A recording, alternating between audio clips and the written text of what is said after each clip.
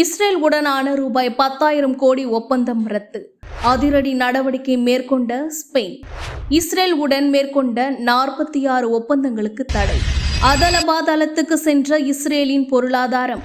200 ஆக்கிரமிப்பு நிறுவனங்களை உறுப்பினராக கொண்ட இஸ்ரேல் பிசினஸ் ஃபோரம் முதல் முறையாக பகிரங்க குற்றச்சாட்டு. நெதன்யாகுவின் திட்டங்கள் நாட்டை பாதாளத்தில் தள்ளிவிடும் என எச்சரிக்கை. காசாவில் தீவிரம் அடையும் ஆக்கிரமிப்பு படைகளின் தாக்குதல்.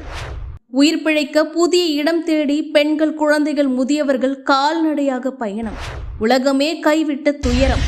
காசாவில் விழும் குண்டுகள் எங்கள் காதில் கேட்கிறது. கைதிகளின் குடும்பத்தினர் கண்ணீர் விட்டு கதற. நெதன்யாகுவின் வீட்டிற்கு வெளியே நின்று போராட்டம்.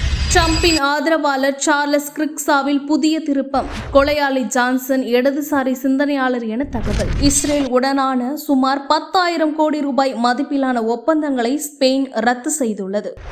இஸ்ரேலிய நிறுவனங்கள் உடனான 1 பில்லியன் யூரோக்களுக்கும் அதிகமான ஆயுத ஒப்பந்தங்களை ரத்து செய்து டெல் அவீவ் உடனான இராணுவ உறவுகளை துண்டிப்பதாக அறிவித்துள்ளது ஸ்பெயின். காசா மீதான இஸ்ரேலின் போருக்கு எதிராக ஸ்பெயின் இதுவரை இல்லாத வலுவான நடவடிக்கையை எடுத்துள்ளது. இது அரபு நாடுகளை திகைப்பில் ஆழ்த்தியுள்ளது. காரணம், ஐக்கிய அரபு அமீரகம் உள்ளிட்ட பல அரபு நாடுகள் இஸ்ரேலுக்கு எதிரான இதுபோன்ற வலுவான நடவடிக்கைகளை கத்தார் தாக்குதலுக்கு பிறகும் எடுக்கவில்லை. ஸ்பெயினின் நடவடிக்கைகளை விரிவாக பார்க்கலாம்.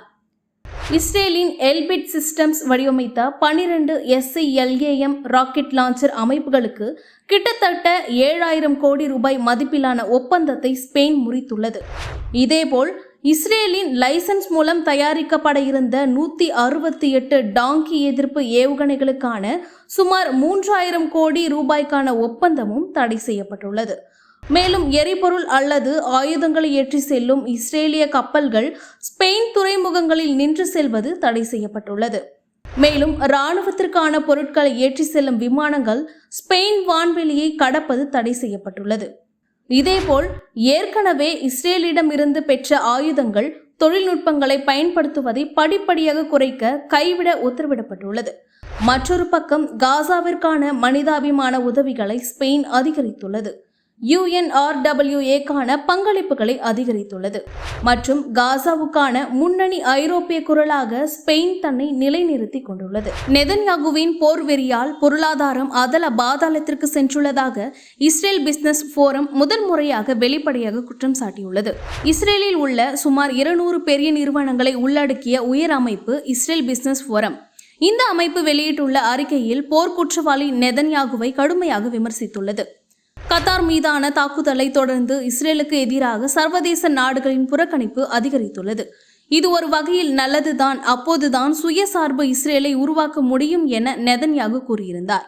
நெதன்யாகுவின் இந்த கருத்தை இஸ்ரேல் பிசினஸ் ஃபோரம் வன்மையாக கண்டித்துள்ளது.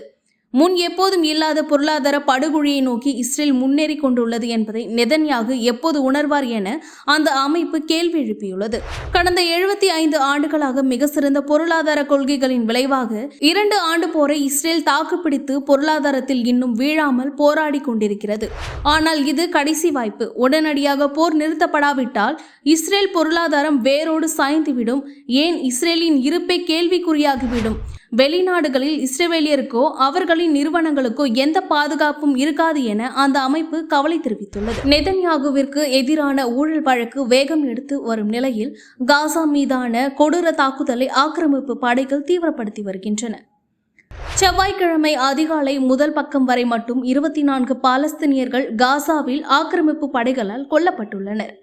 கண்மூடித்தனமாக கட்டிடங்கள் மீது எந்தவித விதிகளையும் பின்பற்றாமல் ஆக்கிரமிப்பு படைகள் குண்டு வீசி வருகின்றனர். உயிர்களை காப்பாற்றிக் கொள்ள பெண்கள், குழந்தைகள், முதியவர்கள் என லட்சத்துக்கும் மேற்பட்டோர் உடைமைகளுடன் நடந்து வெளியேறி வருகின்றனர். ஒரே நாளில் 2 குழந்தைகள் பட்டினியில் உயிரிழந்துள்ளனர். பட்டினியால் உயிரிழந்தோர் எண்ணிக்கை 425ஆக உயர்ந்துள்ளது. இதுவரை கொல்லப்பட்ட காசா மக்களின் எண்ணிக்கை 64,871ஆகவும் காயமடைந்தோர் எண்ணிக்கை 1,64,610ஆகவும் உயர்ந்துள்ளது. சர்வதேச நாடுகளும் அரபு நாடுகளும் ஐநா மன்றமும் வெளியிடும் அறிக்கைகள் எதுவும் காசா மக்களின் உயிர்களை காப்பாற்றவில்லை. காசாவில் விழும் வெடிகுண்டுகளின் சத்தம் மத்திய இஸ்ரேல் பகுதிகளில் நன்றாக கேட்பதாகவும் அது தன் இதயத்தை துளைப்பதாகவும் காசாவில் இருந்து விடுதலையான முன்னாள் கைதி ஹெர்பல் ஏஹுட் வேதனை தெரிவித்துள்ளார். காசாவில் இருந்து இன்னும் விடுதலை ஆகாமல் உள்ள தனது காதலன் ஏரியலின் கதறல் சத்தம் தனக்கு கேட்பதாக அவர் கண்ணீர் வடித்துள்ளார். ஜெருசலத்தில் நெதன்யாகுவின் இல்லத்திற்கு வெளியே போராட்டத்தில் ஈடுபட்டு கொண்டிருந்த போது அவர் ஆக்கிரமிப்பு ஊடகங்களிடம் இவ்வாறு பேசியுள்ளார். நெதன்யாகுவிற்கு எதிராகவும் காசா போருக்கு எதிராகவும் இஸ்ரேலில் முன் எப்போதும் இல்லாத கடுமையான குரல்கள் ஒலிக்க தொடங்கியுள்ளன. இஸ்ரேல் அரசியல் விமர்சகர் ஓரி கோல்பெக் துணிச்சலாக தனது கருத்தை பதிவு செய்துள்ளார். அவர் கூறியுள்ளதாவது, இது காசா மீதான தாக்குதல் அல்ல, இது காசா மீதான படையெடுப்பும் அல்ல, இது போர்க்கூட அல்ல, இது ஒரு இன அழித்தொழிப்பு. பெரும்பான்மை இஸ்ரேல் யூதர்களின் ஆதரவு ஒத்துழைப்புடன் தான் இது நடக்கின்றது. நிராயுதபாணிகள் கொடூர ஆயுதங்களால் கொன்று குவிக்கப்பட்டு வருகின்றனர். இது ஒரு தீமை என பதிவிட்டுள்ளார். டொனால்ட் ட்ரம்ப் ஆதரவாளர் சார்லி கிரிக்கை சுட்டுக் கொன்ற நபர் இடதுசாரி சிந்தனையால் தூண்டப்பட்டவர் என்ற தகவல் வெளியாகியுள்ளது. டொனால்ட் ட்ரம்பின் தீவிர ஆதரவாளராகவும் அமெரிக்க சமூக வலைதள பிரபலமாகவும் இருந்த சார்லி கிரிக் கழுத்தில் துப்பாக்கியால் சுடப்பட்டு கொல்லப்பட்டார். இந்த வழக்கில் ஜான்சன் என்ற 22 வயது இளைஞரை அமெரிக்க உளவுத்துறை கைது செய்து விசாரித்து வருகின்றது. ஜான்சனின் குடும்பத்தினர் அனைவரும் டொனால்ட் ட்ரம்ப் கட்சியை சேர்ந்தவர்கள் என தெரியவந்துள்ளது. இருப்பினும் சார்லி கிரிக்கின் பேச்சுக்களை தாங்கள் எதிர்த்து வந்ததாகவும் அவரது பேச்சில் வெறுப்பு மட்டுமே இருந்ததாக கொலையாளி ஜான்சனின் குடும்பத்தினர் தெரிவித்துள்ளனர். எனினும் ஜான்சன் சார்லியை கொல்வார் என தாங்கள் எதிர்பார்க்கவில்லை எனவும் தெரிவித்துள்ளனர். ஜான்சனுக்கே தற்பொழுது வயது 22 மட்டுமே. இதுவரை அவர் எந்த கட்சிக்கும் வாக்களித்ததில்லை, மேலும் எந்த கட்சியிலும் உறுப்பினராகவும் இல்லை. அதே நேரம் அவர் அண்மை காலமாக தீவிர இடதுசாரி கருத்துக்களை விரும்பி கேட்டு வந்ததாக கூறப்படுகிறது. அவர் பயன்படுத்திய துப்பாக்கி மிகவும் அதிநவீனமான ஒன்று என்பதோடு பலம் பொருந்தியதாகும். அதன் காரணமாகவே வெகு தொலைவில் இருந்து துப்பாக்கி சூடு நடத்தியும் துல்லியமாக தாக்கி சம்பவ இடத்திலே கிரிக் பலியாகியுள்ளார். எனவே இதற்கு பின்னணியில் யாரேனும் இருப்பார்களா என்ற சந்தேகத்துடன் அமெரிக்க உளவுத்துறை தீவிர விசாரணை நடத்தினாலும் இதுவரை வெளிநாட்டு திட்டங்கள் பின்னணியில் இருப்பதாக தெரியவில்லை என கூறப்படுகிறது.